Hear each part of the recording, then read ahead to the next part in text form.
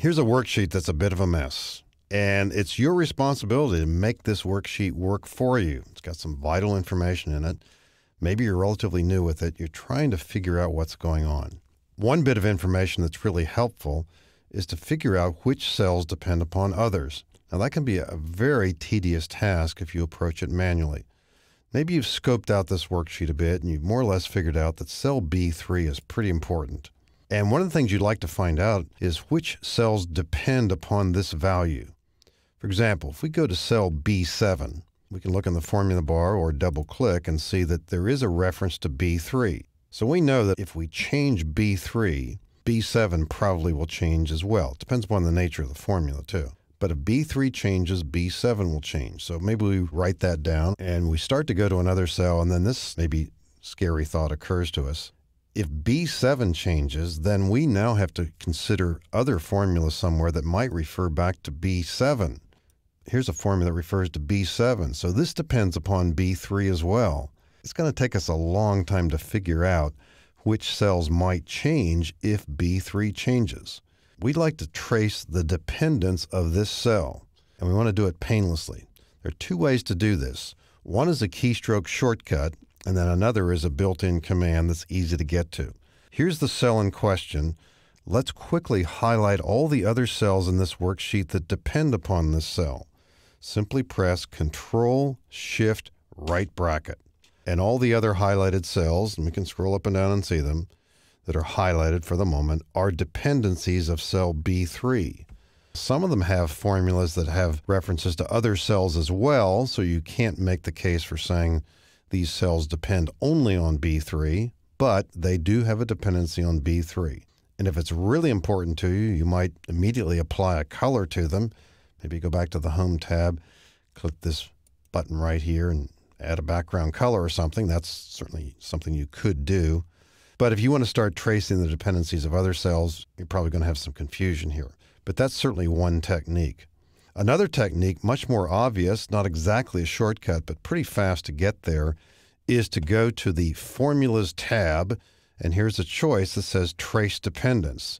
Now, when you click this, you might say, well, yeah, but that didn't highlight all the cells, did it? No, it takes those cells that immediately refer to B3. Keep clicking this button.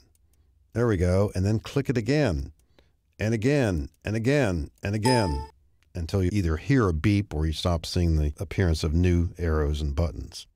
Now, this is much more dramatic than the previous approach, and we can say that every cell that has a blue dot or an arrow in it does have a formula that in one way or another traces a dependency back to cell B3. And we might jokingly say here too, print this to show that you've been busy. If you are going to start trying to check the dependencies of other cells, the best approach here probably is either after you've printed it or copied it somehow, then remove the arrows before proceeding with checking another cell's dependencies. But there's no question that this is an auditing tool that's really helpful. I don't envy anybody who has to do auditing, but this gets the job done pretty quickly. Again, trace dependence or press Control-Shift right bracket. One other aspect to this too. In the current situation, there are no formulas here that refer to any of these cells on another worksheet. But I'm going to remove the arrows here and set this up on purpose. Suppose there's another cell in a different worksheet that has a dependency on one of these cells that maybe is dependent upon B3. So I'm going to go to another worksheet, this worksheet right here, click on this cell and type equal, then go down to the worksheet that we just came from, the Formulas tab, click it, and click on this cell and press Enter. So here's a formula here that gets data from that other sheet. Now I want to go back to the other sheet, click this cell again, trace its dependence.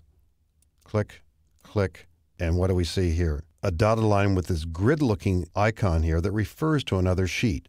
If you see this, what you will do is double-click the dotted line, and you'll see the reference to the other sheet. Now, it could be also to another workbook if you have a formula in another workbook that refers to these cells. If we double-click this right here or click it and then click OK, it'll take us to that particular reference. So you can see how powerful this is and how valuable it is in some situations. It won't go a second level. If that other cell in the other worksheet has a formula that works off of it, we won't see that initially unless we go check that cell's dependence. Here too, when we finally have either printed this or taken stock of what's going on here, we'll simply remove the arrows. So tracing dependence by either pressing the keystroke shortcut or using this feature on the Formulas tab, great tool for auditing worksheets.